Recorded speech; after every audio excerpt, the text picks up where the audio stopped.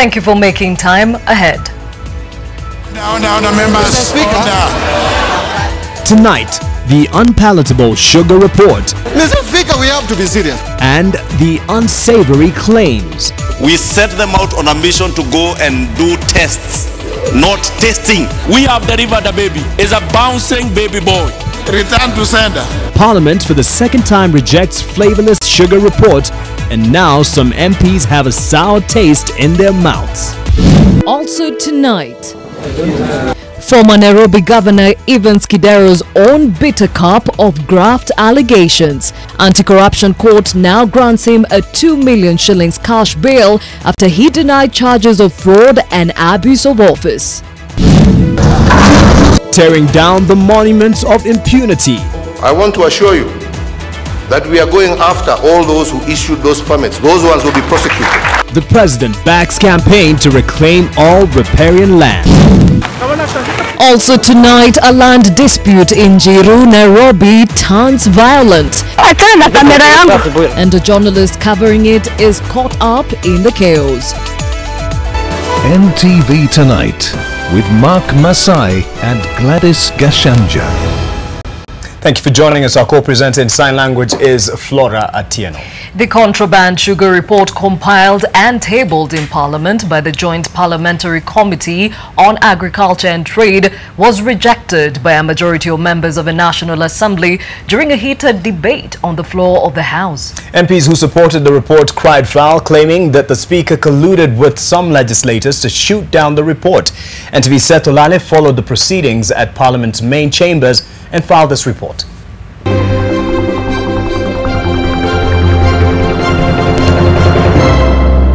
Making it for this report. To begin with, majority of members of Parliament rejected Homa Bay Women Rep Gladys Wanga and nominated MP Geoffrey Osoti's amendments that targeted Treasury Cabinet Secretary Henry Rotich, his East Africa Legislative Assembly counterpart Adan Mohamed, together with the then Agriculture CS Willie Bett, for their role in the influx of contraband and contaminated sugar in the country. Cabinet Secretary should be held responsible.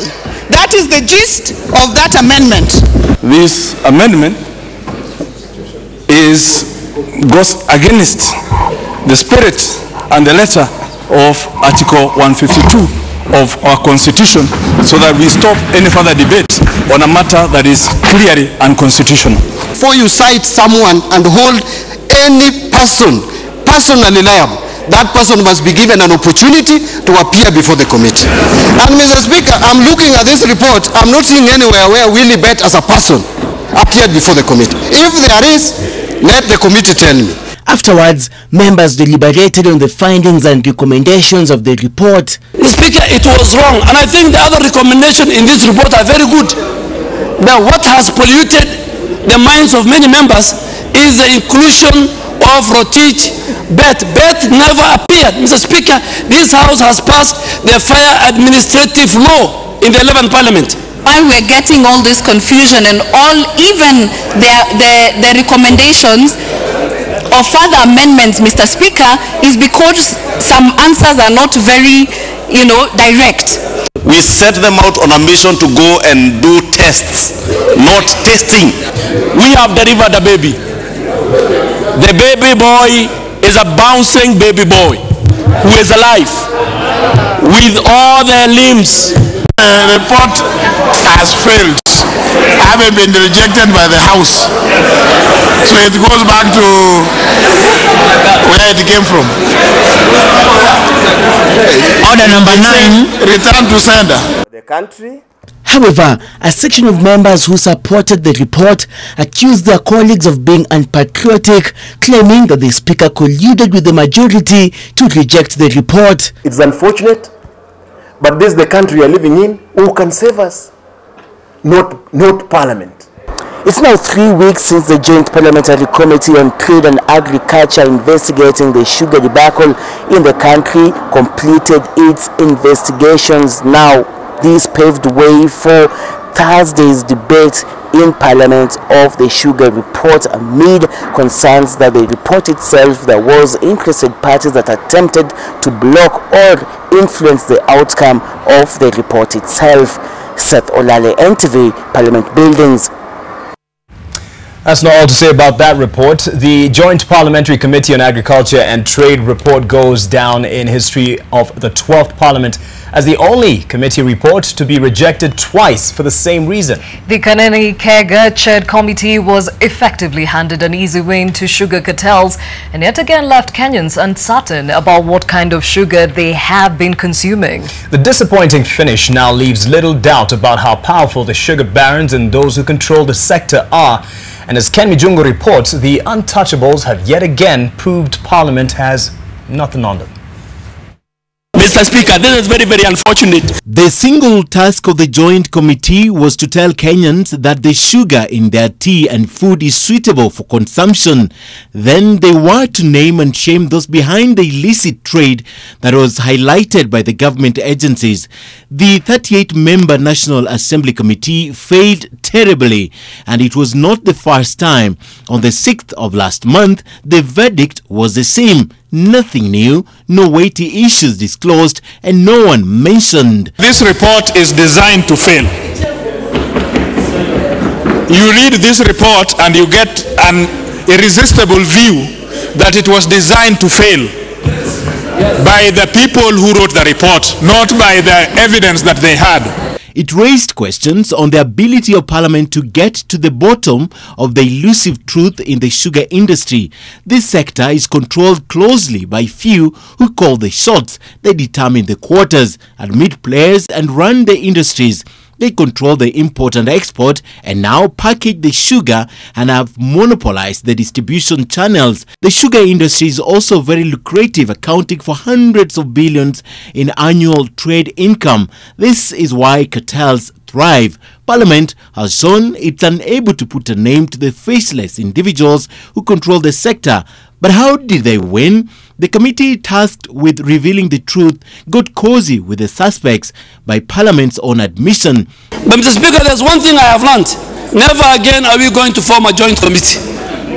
If this report was with the trade committee, I am sure the report could have been better. If this report was with the agriculture committee, it could have been better. But we have put together 38, I think, members. Then the investigations were scattered, never pointing towards one issue. They barely scratched the surface. Which then would suggest that the committee asked itself that question and then gave an answer. But the cartels and how they control the industry is not a new phenomena. They're accused of killing the sugar industry. They are responsible for the low motivation the sugarcane farmers exhibit. Late and low payments for cane delivered are said to have been engineered. The farmers eventually stopped growing cane. The factories ran dry, necessitating imports. A report on a similar scandal tabled in Parliament in 2015 was never acted upon. Some of the companies implicated in the contraband sugar trade still carry on with impunity. What does it mean when we see an importer bringing in raw sugar? What does it look like when we are talking of somebody or a miller bringing raw sugar instead of buying cane from our farmers? The effect is we are now going to subject our farmers to competition with external people who are now doing large-scale production like those ones in Brazil and the rest of the world. Therefore, Honorable Speaker, that pressure itself kills the market of our farmers to reach the market in terms of the millers. Simply put, the bad guys walked away scot-free, and Kenyans are none the wiser on who the culprits are and whether they are safe consuming the sugar. Ken Mijungu, NTV. Away from sugar martyrs to something that has left a sour taste. As the demolition of buildings constructed on riparian land gains momentum, President Uhuru Kenyatta has put public officials who approved the projects on notice. President Kenyatta says such officials face prosecution for facilitating illegalities, even as Nairobi Governor Mike Sonko cast a net wider and warned that all grabbed public land would be recovered. Why the government is doing this? This was Dan Steve Rangiro's choice of analogy for why the government would give with one hand and take away with another. The property in question, Southend Mall, for which proprietor and former MP Stephen Manoti said he possessed all the permits. The question being how he obtained the permits when the building which was brought down on Wednesday morning was on riparian land.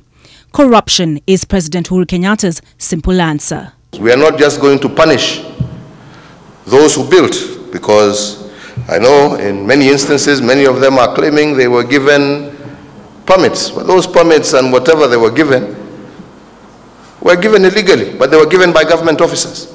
And no longer, if President Kenyatta is to be believed, will they be allowed to go scot-free when the bulldozers come calling. If they participated in granting illegal permits, they will be prosecuted because they are equally as to fault as those who built.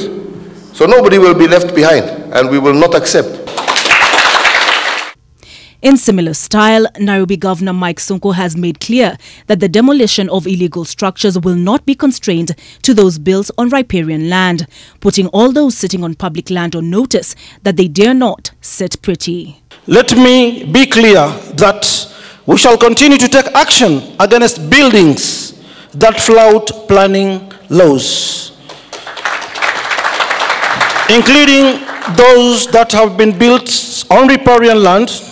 Nairobi floods because land that used to absorb stormwater has been turned into concrete.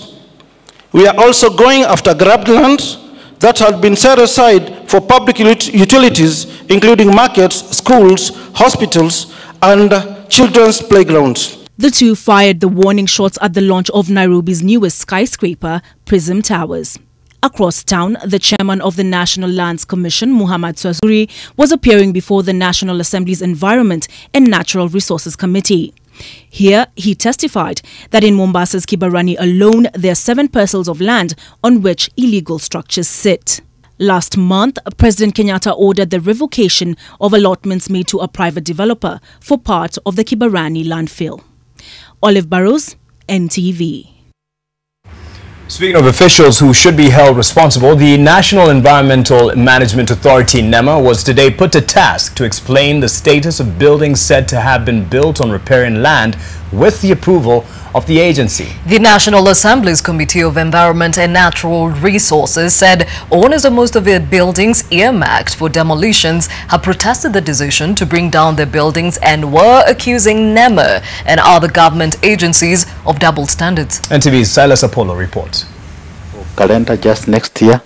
The committee, which was grilling various government agencies led by the National Environmental Management Authority, was taken aback by concerns raised by owners of the UK building. They had protested a response from the Water Resources Authority and NEMA, which said that a decision by the management of the building to recanal a river on which it was built had not been approved. We got all the approvals from '94. We have invested money. That property is worth more than 1 billion shillings, and we are just playing around with psychology. And in their defense, NEMA and WRA argued that while it was true that they had given approvals to owners of various buildings, some of the buildings had contravened some of the agreements made. The major problems we have had, Chair, and this has been communicated before, is where there is serious contravention of the conditions which are meant to protect. And I mentioned this many times. Environmental licensing, Chair, is not a blank check. We want development to go on. It is a balance, but at the same time, these environment issues, the social issues, has to be addressed. NEMA had earlier said that it had identified about 4,000 buildings which it intends to pull down in line with plans to conserve the Nairobi River. The cleanup of the river is part of the Nairobi Regeneration Project, whose mandate also includes the reorganization of the city transport, garbage collection, among others. It also should be noted that whatever is going on is not NEMA and is not WARMA. It is the Nairobi Regeneration. And of course, the guidance that the technical departments NEMA is giving is very key. And where there is no contravention, Chair, there is no grounds for the demolition to be done. The committee had also summoned owners of the Taj Apartments, James Apartments, and Kibarani Dam site, which the National Lands Commission said was a public property. There's space to respond. Silas Apollo, NTV.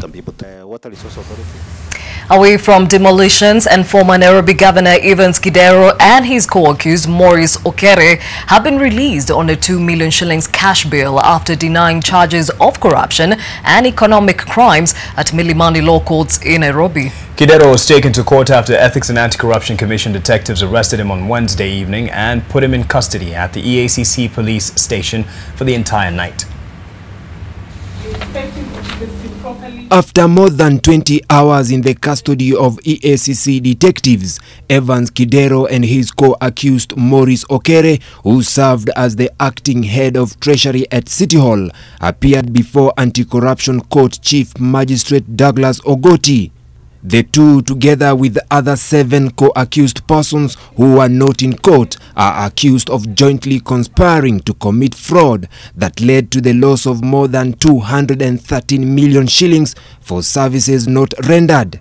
The prosecution is accusing Kidero of receiving a benefit of 14 million shillings from Lodwar Wholesalers Limited in August 2014 and another 10 million shillings in September 2014, an amount that the prosecution says was received in the course of corrupt conduct. The accused are restrained from approaching or interfering with any witness. Such interference, if brought to the attention of the court, shall attract cancellation of bond terms. Each accused to deposit their passports in court. The passport shall be released on application by parties when need arises. Chief Magistrate Ogoti has ordered the 7 other co-accused persons who failed to appear in court to present themselves at the Ethics and Anti-Corruption Police Station by noon tomorrow. Failure whereof, EACC to proceed to arrest and arraign them before court. Warrants of arrest are issued pursuant thereto. The accused persons are facing charges of abuse of office, money laundering and bribery. The pre-trial conference of this case will be held on 7th September this year. This is not the first time Kidero is being linked to mismanagement of funds at City Hall. In March this year, a report by audit firm KPMG said his administration could not account for 21 billion shillings. Vincent Odur, NTV, Nairobi. The National Assembly Majority Whip Benjamin Washiali has broken ranks with other Jubilee House leaders on an impending impeachment motion against Treasury Cabinet Secretary Henry Rotich and decided to support it. Washiali says the decision by Speaker Justin Muturi to decline his proposed amendment to the sugar report that wanted Rotich to take flak for thousands of sugarcane farmers now affected by his actions negates the essence of the report. NTV's Kennedy Murithi with more. Support for a motion to impeach Treasury Cabinet Secretary Henry Rotich continues to come in from different sides, with the latest being the Majority Whip in the National Assembly, Benjamin Washiali, who bases his support on the fact that the Speaker of the National Assembly declined to adopt his amendments to the sugar report. The only option to bring out this, so that I am seen to be doing my work as a representative of the sugar farmers, I decided to sign that petition of Didymus Barasa, so that the actions of our CS Rotich can be brought out. According to Washiali, the amendments that he was proposing are so important that denying him a chance to prosecute them is akin to denying thousands of sugarcane farmers that opportunity for their voice to be heard. With the recklessness of our CS, our people are literally doing nothing at home. They have cane in their farms, they can't harvest, and even if they harvested, they cannot sell them to who? Nobody. And even that when they have already sold, nobody is paying them, because everything, the sugar industry has been brought down by one Mr. Henry Rotich. But according to Majority Leader in the National Assembly, Eden Duale, the motion lacks merit and should not even see the light of day. You don't go around with the list in the bar, in the cafeteria, in the media center. So Honorable Didymus Barasa, if the PA is here telling is out of order. Kennedy Murithi, NTV at Parliament Buildings.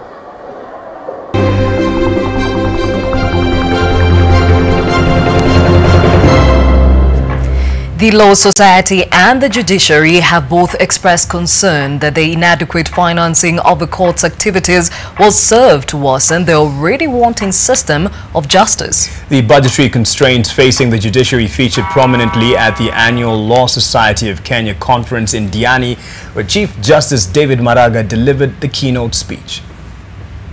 Chief Justice David Maraga has informed those in the legal profession that applications for adjournments with a view to frustrate the expedient hearing of cases to do with graft will no longer be tolerated. Speaking at the Law Society's annual conference in Diani, Maraga put the advocates on notice that applications for adjournment will only be granted in exceptional circumstances. Also, for accused persons, you play a critical role in this fight. Expedition can only be realized with your cooperation. We are planned to have those cases heard on a day-to-day basis. So adjournments, ladies and gentlemen, will be granted only in very exceptional cases. We appeal for your maximum cooperation and that of all the other stakeholders against this fight. Please read the public mood and let us deal with these issues. Maraga and LSK President Allen Gishuhi have also addressed the pressing matter of a deficient judiciary budgetary allocation, piling pressure on the legislative branch of government to remedy the shortfall. I'm happy you are all, quite a number of you have expressed your views about the allocation of the development vote,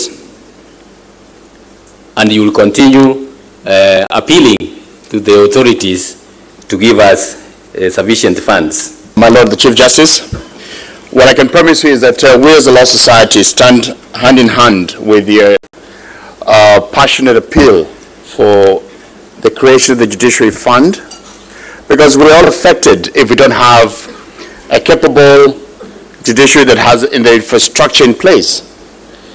I read the other day that in response to the concerns raised on the judiciary budgetary allocation, the majority leader in the National Assembly, Aden Duale, has advised Maraga to stop politicizing the budget cut and introduce a supplementary estimate through cabinet. It's 20 minutes past the hour, but we have about 40 minutes worth of more news coming your way after the break. Stay with us.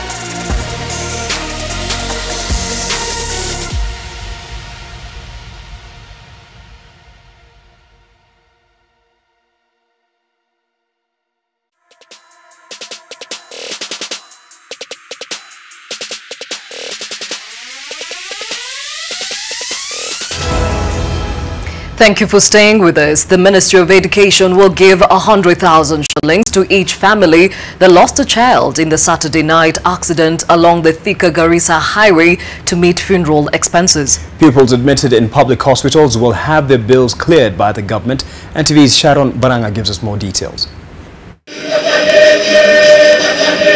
At St. Joseph's Seminary in Mwingi town, a requiem for the 10 children who perished in the Saturday night accident was held today.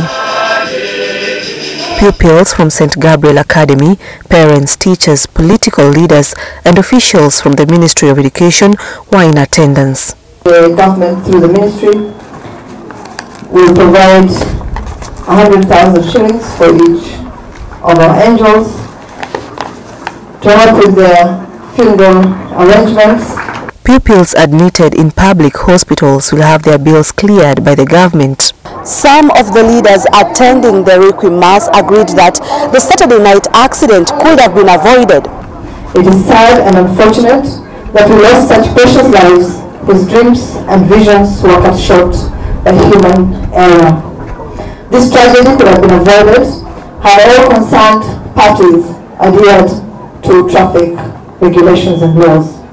But if you can imagine, if the road from Kibwezi to Mwingi was tarmacked, they would have been here latest by 4 o'clock. For the sake of our children, if darkness were to get us on our way, please, let's seek accommodation in a nearest school that is there, be it public or private.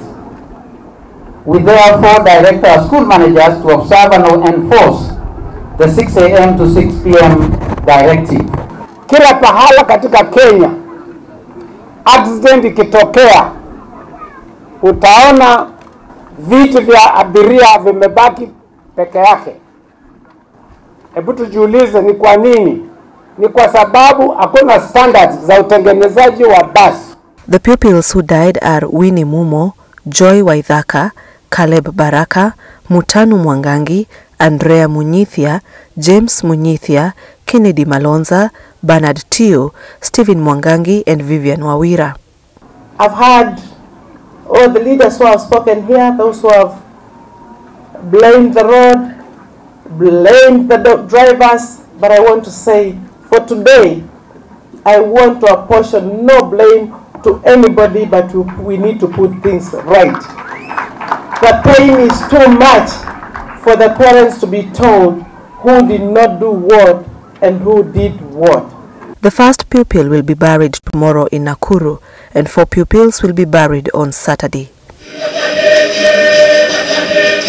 Sharon Baranga, NTV in Mwingi, Kitui County. Our heartfelt condolences to the families affected. To another development today, several residents of Njiru area, Nairobi County, were badly injured in violent clashes over a tract of land known as Buruburu Farm.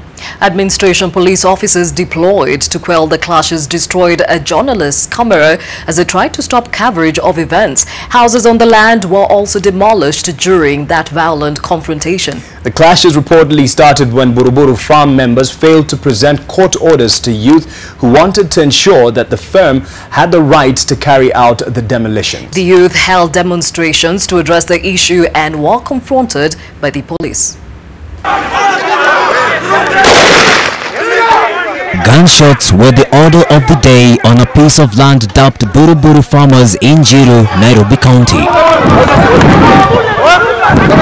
The confrontations between youth who lay claim to the land and members of Buruburu Farmers ugly and bloody. This was the aftermath of an alleged case of land grabbing. Buruburu Farm in the company of police officers were demolishing houses in the area when a group of youths and residents stopped the process, asking those undertaking the demolitions to produce court orders, allowing them to do so. No court orders were produced, prompting both verbal and physical confrontations between the 3 parties. Journalists who went out to cover the story were not left out of the clashes. They were asked to end the coverage with their equipment seized by the police. 2 administration police officers from Roy DC's office destroyed a female journalist camera.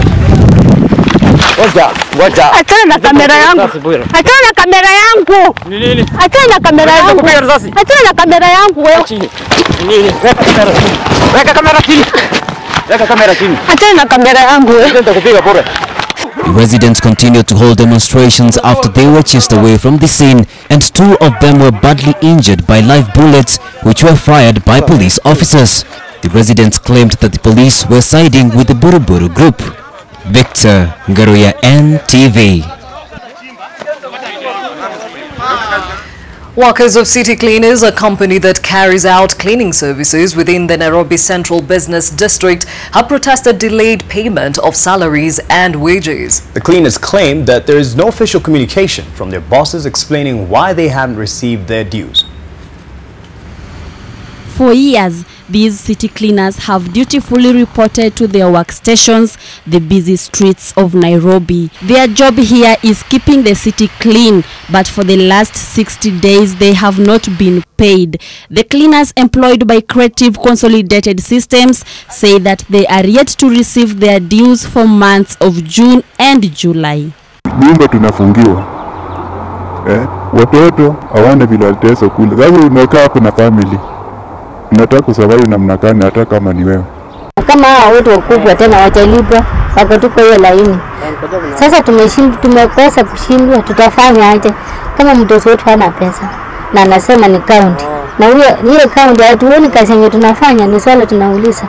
So turumie tu tulipe nyumba. Creative Consolidated Systems Chairman Lawrence Omire confirmed the allegations, saying that they are unable to pay their staff because they do not have the available resources, given that the county government is yet to pay the company for the services rendered since the month of April this year. The county government contracted the cleaning company 4 years ago to render cleaning services within the streets of the country's largest city. According to the firm, they have not had any issue with the city council concerning payment for services delivered until early this year.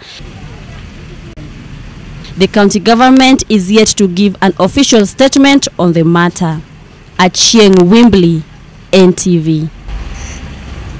As they protest their unpaid wages elsewhere, it's no secret unemployment is a major issue that affects youth countrywide. In our ongoing youth empowerment series, we touch base with Abdirizak Noura, the founder of the first Isiolo newspaper, which was or has created employment for others in the county.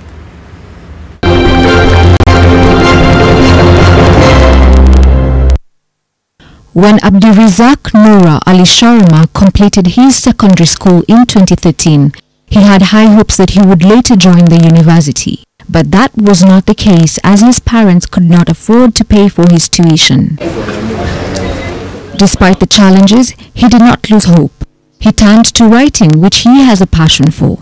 Today, Noura is the founder and CEO of Isiolo Express newspaper, a well-known publication in the region with at least 25 employees. I started at the age of 23, believing that I could do something. Some of my family, they were against it, telling me, "Oh, unafanya kazi kubwa sana. Hiki tutawezana nayo, leave it alone. Fanya, enda ujaribu NYS, enda ufanya." He says he now publishes a monthly copy as they did not have sufficient funds to keep up with the weekly copies. And it's only through advertisement in the papers that he can be able to pay his staff. As I told you, this is the only working newspaper now. So they give us advert. At the end, utapata advert kama ya close to 70,000. So I'll close to 70,000, 80,000. He harbors a dream to expand the publication to other counties, but would like the government to give him a hand. The newspaper is also very, very, very known in the county, but it has not reached to its standard, as I told you, just because of the lack of enough support, especially from the county government. Noura has challenged his fellow youth to shift their focus to their strengths. Helen Aura, NTV.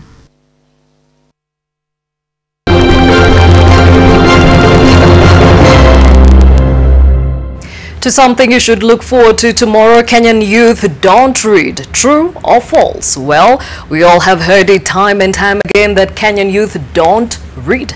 It is said that they would rather watch a movie, catch up on social media than spend their time reading a book. Indeed, it is further said that the reading is purely for academic purposes. Going by this allegation, it would mean that if a Kenyan youth is not in school, then books are not part of the equation. In the big issue, 5 youth tell us whether this allegation holds any water, so read on for the findings. Next week, the University of Nairobi will hold their Chancellor's Career Fair. For 2 days, you will be prepared for the job market by meeting mentors, innovators and potential employers. Also, it will be an opportunity to have your resume reviewed. If you wish for this chance, mark your calendar. That is the 13th and the 14th of August. Entry to the fair is absolutely free, so see you there.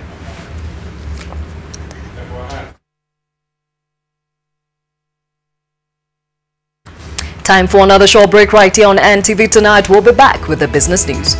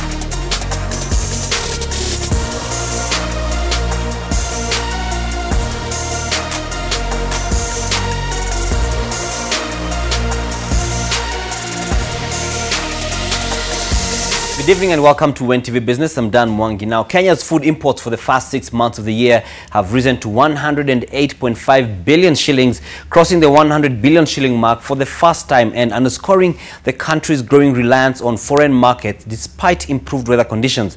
According to data from the Kenya National Bureau of Statistics, the country's food and beverages import bill for the period was 12.5% higher than the 96.4 billion shillings recorded in the same period last year and nearly double the 55.8 billion at the same period or the same time in 2015. Food still accounts for about 11% of the country's 921.9 billion shilling total import bill for the period, but achieving food security largely through increased investment in irrigation is one of the 4 pillars of President Uhuru Kenyatta's ambitious Big 4 plan, which runs to 2022.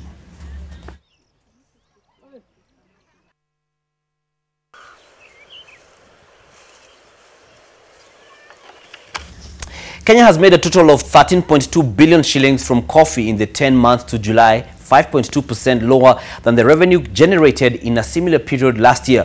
This is despite the fact that the volume of coffee sold in these 10 months is 6.25% higher, with 509,096 bags. Reports from the Nairobi Coffee Exchange indicate that the crop has generally performed well this season, posting impressive results on the global market. The season started off in October at an average price of 19,828 per 50 kilogram bag and rose to hit a season high of 28,567 shillings in February. By the end of July, the price has dropped to slightly over 20,000 shillings. In this week's sale, however, the coffee didn't perform well, shedding 8% in value to fetch 18,000 shillings for every bag. The auction has blamed this drop on poor quality of beans presented for sale.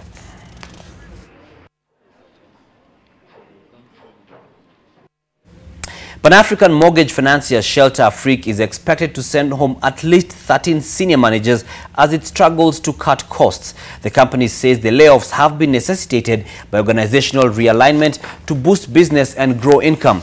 The financier has been trying to regain its footing after revelation of accounting scandals and bad loans pushed it into a financial crisis. Early this year, it faced huge losses after the structural fitness of housing units in Everest Park, worth more than 730 million shillings in Kenya, was put into question by the National Construction Authority when they developed cracks.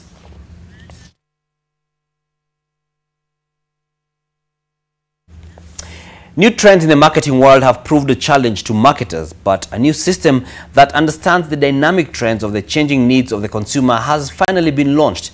The launch of the new consumer connection system will provide information cutting across different trends, which will help marketers in providing the right information. The new program by Dentsu Aegis Network is a system equipped with information on demographics and psychographics on consumers cutting across all market niches. According to the Data and Insights Manager, Eva Muita, the program contains robust information which will help marketers make informed decisions on how to reach the customer and what information to give them. According to the Managing Director, Samantha Kipuri, the program has been a breakthrough for over 15 countries across the world. Its launch in Kenya will help boost the economic growth of companies as it helps companies deliver the right message and serve consumers according to their preferences.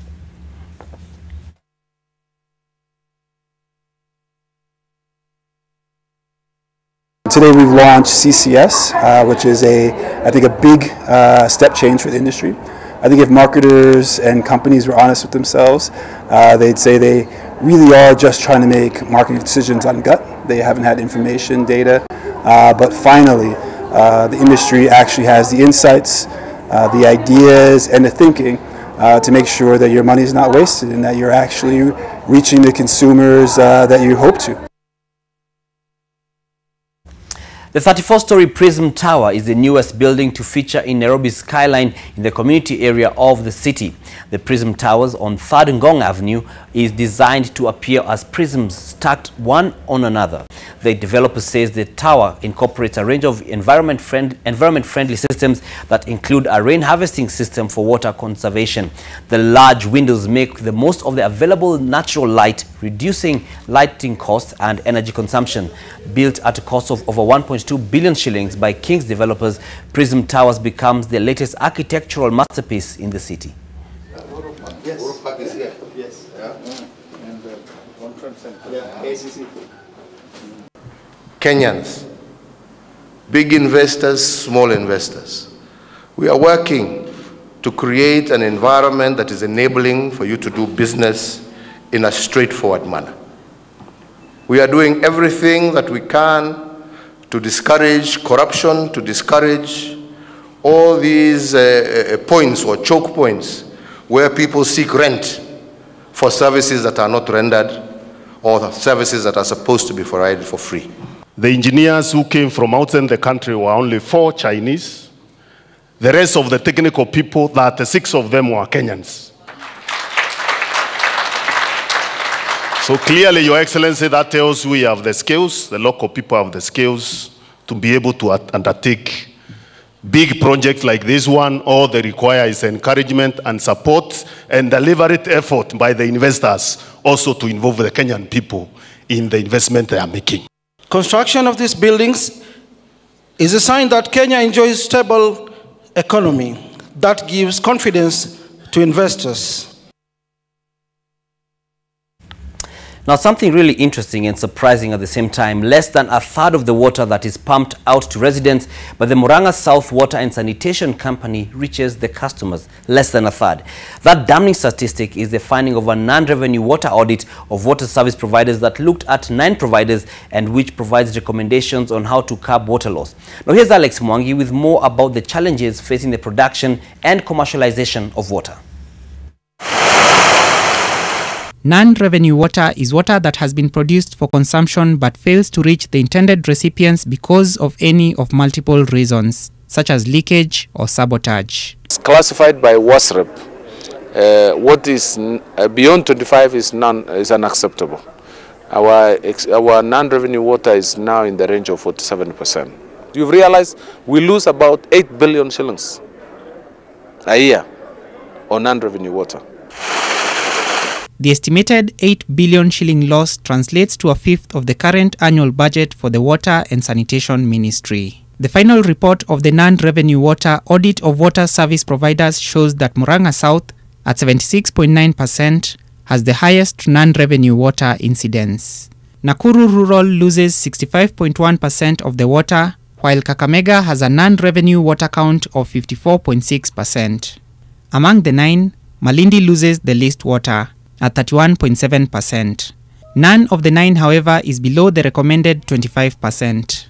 If the losses are high and the water supply is intermittent, then you tend to find that people don't have a good service, and so they don't want to pay for water, so they don't want a connection, or they disconnect, or they make an illegal connection. And also the network doesn't perform well because it's pressurised and not pressurised, it tends to burst more. So you have a number of factors that just cause the network to get worse and worse. Water is life, and for economies to grow, they need sufficient amounts of it. Going into the future, living sustainably will entail a shift in the mindset of members of the public regarding the use of the precious, yet in some areas, scarce commodity. And I want to challenge Kenyans to also change their behavior in how they deal with water. Water is not in abundance. We spend so much money to source. Imagine now the water of Nairobi is coming from almost 150 kilometers. And all this water, when it comes to Nairobi or our cities, you find somebody is using treated water to wash a vehicle or to water a garden or to even just let taps running.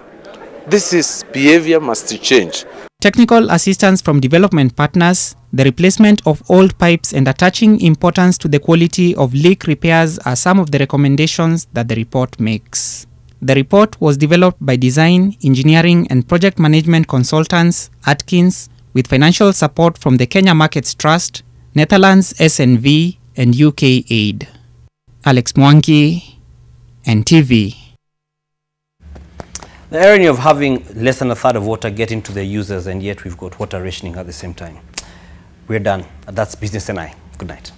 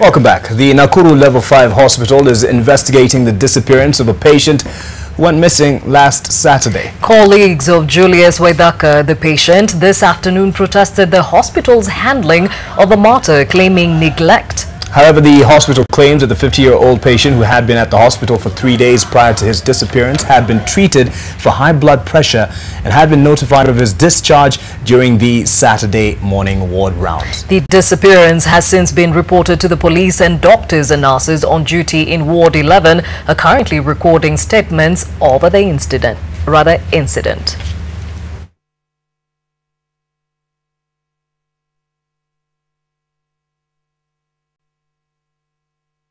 Tumekuwa tukimtafuta hapa kwa maward, kwa watch, kwa mochare, huko kwa Jack, pengine tukafikiria anaweza kuwa ametoka huko, hatukumpata. Sasa tumekuwa tukidemand hapa kwa ward nini, kwa ward 11, watu waoneze mtu wetu. Monday morning I came to the hospital here. I talked to the head nurse, and the head nurse told me that they had reported the matter at Showground police post. After that, after I left here, he assured me that they'll look for him. I went to Showground, the police post, and incidentally, I don't know, they never reported. We are also doing our local search. We are going to go through all the wards, because sometimes patients go to the wards where they are not supposed to be, and every other corner where within the hospital compound. Brian Otwal has a sporting action right after this.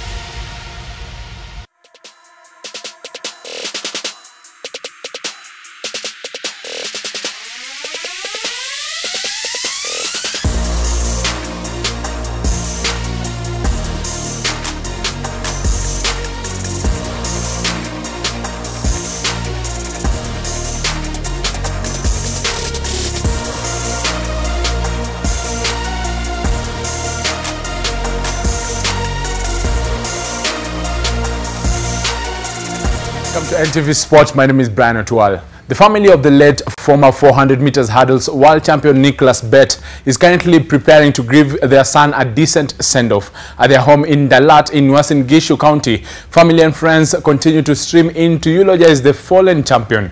Lois Wangoi visited the family of the late Bett and has this report. A day after the death of former 400 meters hurdles world champion Nicholas Bett, his family has been meeting well wishers as they come to terms with the loss of the Kenyan superstar through an accident. Bett's brother Aaron recollected the last conversation the family had about the athlete. Mama sasa kaniuliza, nimeongea na Kiplagat na ameniambia alikuwa ameenda hospitali kutibiwa mguu na amesema mguu si mbaya. Kwa ulionaje hiyo mguu? Mimi nikamwambia hiyo ni normal injury, hamstring ilikuwa imemshika mguu. Lakini hiyo tu ni normal injury, anashikiwa Masai na itakuwa sawa. He may not have bagged Kenya a medal in his latest appearance at the African Championship in Asaba, Nigeria due to an injury, but he was planning a comeback at the World Championships in Doha next year. Mwenye alikuja kwa room yangu, nilikuwa nalala na Julius yako. So akakuja kwa room yangu akaniambia, "So umeona tumepoteza medal ya hurdles. So ngangana na 4x4 tuzirudi nyumbani pure." Bet leaves behind a young wife and 2 daughters. Sina mengi ya kusema, na Filipino nasikia uchungu hata sisi waongea. It is really painful. Due to injury, Bet's first stop was at Nairobi Hospital. After landing in the country from Nigeria on Monday night, he had intended his second step to be at his home in Uasin Gishu County, but he was involved in a fatal accident near to his residence where he died on the spot. Kufika pale nikajaribu kushikashika kichwa yake hivi, yaonekana mfupa ya shingo ilifunjika kwa sababu niliposhika kichwa hivi ilikuwa inasunguka, lakini nyama tu ya kando ndio ilikuwa inashika. Bet's father comments illustrate the extent of the impact from the accident that killed their son and the country's world champion. Bet will remain in Kenyan athletics history for his gold medal victory in the 400 meters hurdles at the 2015 Beijing World Championships, the first ever gold medal in that category for the country.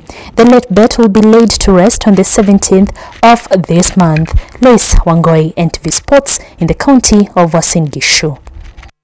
And Kenya 7 star William Baka will make his Kenya 15th debut after being named on the right wing for the squad to face Tunisia in the Africa Gold Cup clash at the RFA grounds on Saturday. And Baka comes in for former Kenya 7's back Felix Ayange, who is rested for the game, and his inclusion is one of the 2 changes, with the other being Martin Owila, who starts ahead of George Nyambua at blindside.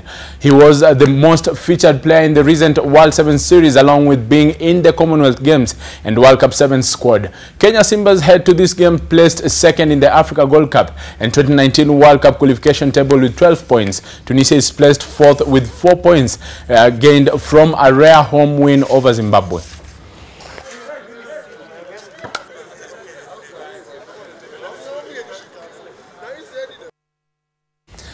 And Gor Mahia will be looking to bounce back from a 2-1 defeat by Bandari when they face Posta Rangers in the only Kenyan Premier League match to be played on Friday at the Moi International Stadium in Kisumu. Gor suffered their first defeat of the season after an incredible run of 23 unbeaten matches, and they will be looking for a win when they face 10th placed Posta Rangers. A win for Kogalo will see them retain first position with 59 points, 14 points ahead of second placed Bandari. Meanwhile, the Mailmen will be also looking to bounce back from a 3-1 defeat by the same Bandari, and a win for them will see them move 1 place up to 9th place with 34 points, 1 point ahead of Kariobangi Sharks, who play later in the weekend.